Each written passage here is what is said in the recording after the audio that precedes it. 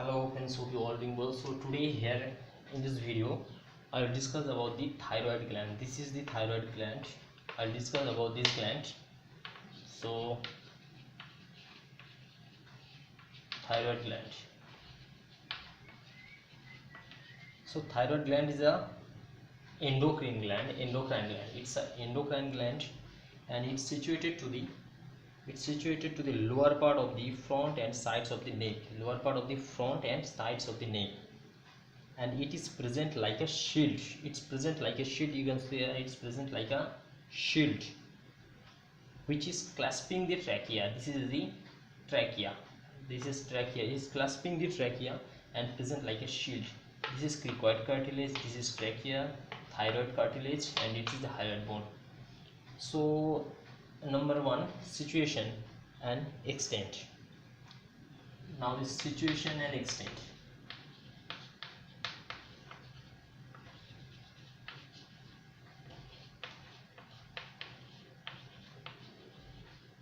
Situation and extents. The thyroid gland lies against the vertebra C5, 6 and 7 and T1 clasping the upper part of trachea and the isthmus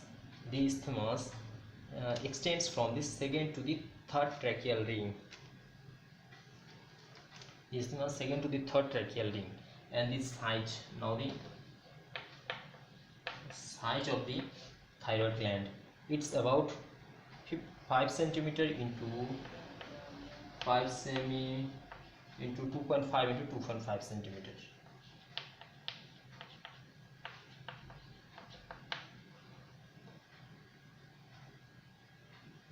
This is the size of the thyroid gland, and the size of the isthmus is 1.2 into 1.2 centimeters.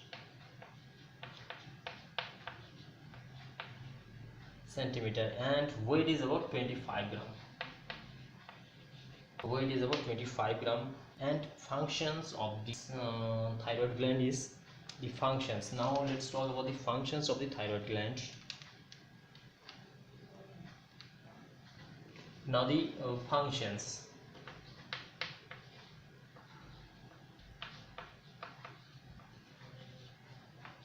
Functions of the thyroid gland.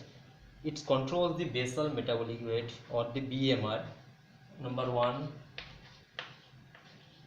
it's control BMR.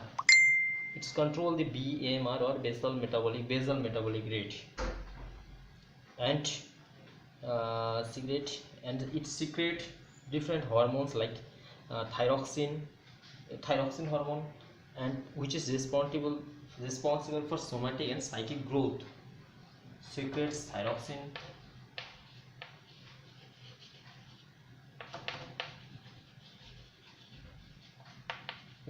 And it play a role in calcium metabolism.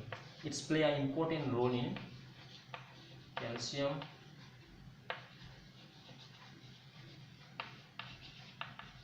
metabolism. Now the covering of the thyroid gland. So its gland is covered by the two capsules that are inner capsule and the outer capsule. It's covered by the two capsule, inner capsule or the outer capsule. The inner capsule is named as true capsule and the outer capsule is known as false capsule. So inner capsule is a peripheral condensation of the connective tissue of the gland, and the outer capsule it's also known as the false capsule, which is formed by the pretracheal layer of deep cervical fascia. So this is the covering of the thyroid gland. Now the blood supply of thyroid gland. It is supplied arteries are supplied by total 4 arteries. The thyroid gland is supplied by the 4 arteries. There, number one, that is superior thyroid artery.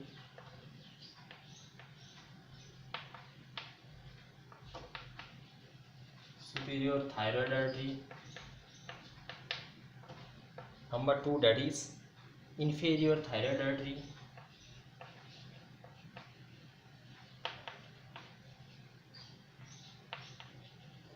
Inferior thyroid artery. Then the thyroidea ema artery.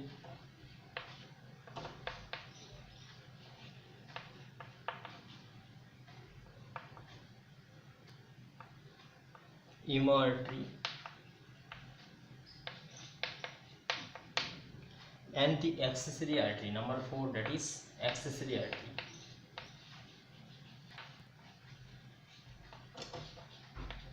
So these 4 arteries supply the thyroid gland. This is the arterial supply of the thyroid gland. Now the venous supply of the thyroid gland. Now the venous supply.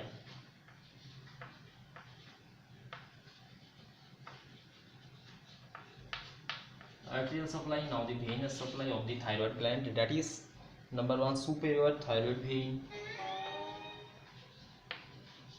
The venous supply are supplied by superior thyroid vein, then the middle thyroid vein. Superior thyroid vein and the middle thyroid vein. So these 2 veins supply the venous drainage of the, and another vein, that is inferior of the lower border of stomach. It is drains into the left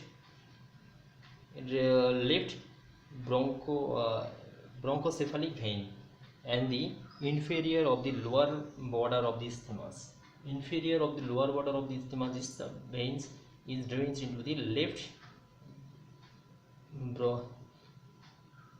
brachiocephalic vein.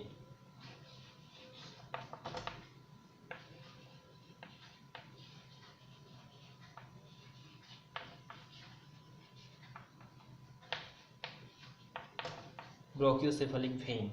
So these are the venous supply of the vein. Now the lymphatic drainage of the thyroid gland.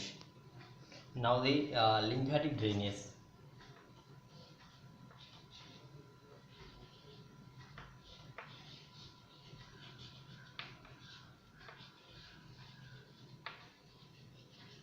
Now the lymphatic drainage of the thyroid gland, that is the lymph from the upper part of the gland. The lymph from the upper part of the gland is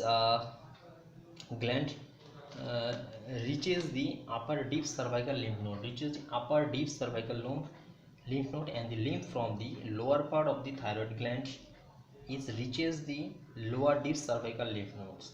Upper deep cervical lymph node it is lower deep cervical lymph nodes, and also through the pretracheal and the paratracheal lymph nodes. Upper deep cervical lymph nodes, number 1, upper part is by the upper deep cervical lymph nodes.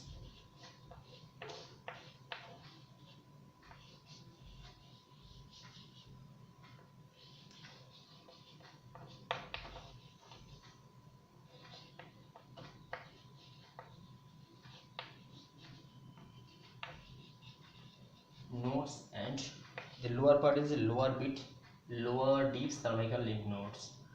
Lower deep cervical lymph nodes.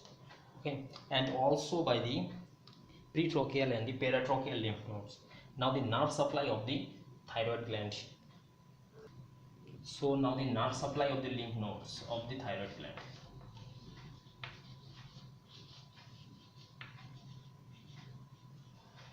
So the nerve supply, the nerves are derived mainly from the medial cervical ganglion. The nerves are mainly derived from the medial cervical ganglion and partly from the superior and inferior cervical ganglion. These are vasoconstrictor. So now derived from mainly from the medial cervical ganglion, and partly from the superior and inferior cervical ganglion. So now the applied anatomy.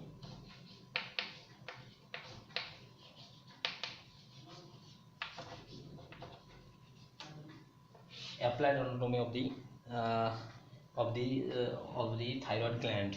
So any enlargement of the thyroid gland is known as goiter. Any enlargement of the thyroid gland is known as goiter. and removal of the thyroid gland is necessary when there will be hypothyroidism or the thyroxitosis, hyperthyroidism. In the case of hyperthyroidism, um, hyperthyroidism, the removal of thyroid gland is necessary, and the hypothyroidism cause cretinism in the infants and myxedema in adults. And the hypothyroidism cause, in the case of hypothyroidism,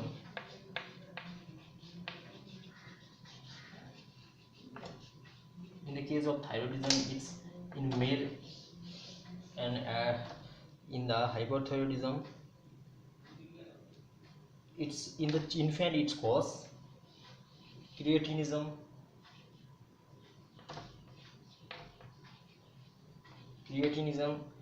and myxedema in the adults, myxedema.